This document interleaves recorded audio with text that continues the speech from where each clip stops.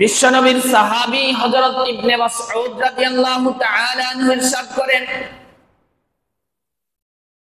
নূর নবী মুহাম্মদুর রাসূলুল্লাহ সাল্লাল্লাহু আলাইহি ওয়াসাল্লাম বর্ণনা করেন, লা তাজুলু কদাম ইবনি আদম ইয়াওমাল কিয়ামাহ হাত্তা ইউসআলা আন খামস। কাল কিয়ামতের কঠিন ময়দানে কোন বনি আদম সন্তান একটি কদম নাড়াচাড়া করতে পারবে না যতক্ষণ পর্যন্ত 5টি প্রশ্নের জবাব না দিতে পারে। অর্থাৎ আল্লাহ তাআলা যতক্ষণ পর্যন্ত প্রত্যেকটা বান্দার নিকট থেকে 5টি প্রশ্নের জবাব আদায় না করবেন, ততক্ষণ পর্যন্ত কোন আদম সন্তান কাল কিয়ামতের ময়দানে তার কদমকে এক চুল পরিমাণ নাড়াতে পারবে না। আন উমরিকা ফিমা আফনাইতা,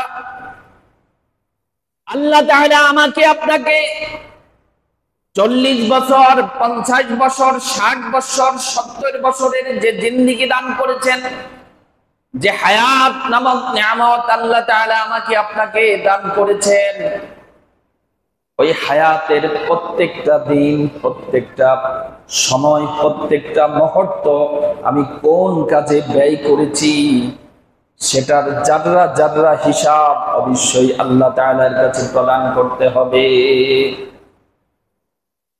ওয়ান শাবাবিকা ফিমা আবলাইতা, আল্লাহ তাআলা আমাকে আপনাকে শক্তি, সামর্থ্যে, ক্ষমতায়, বলবীর্যে যে যৌবন দান করেছেন, যে যৌবনের ক্ষমতা দেখিয়ে কত মানুষকে কষ্ট দিয়েছি, কত মানুষের গায়ে হাত ভিয়ে দিয়েছি, কত মানুষের সম্পদ আমি চিনিয়ে নিয়েছি।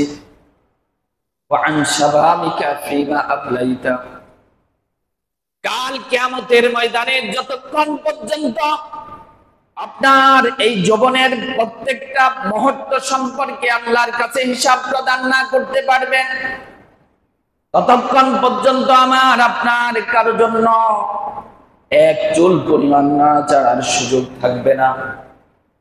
ওয়ান মালিকা মিন আইনা কাসাবতাহু ওয়া ফিমা আনফাকতা,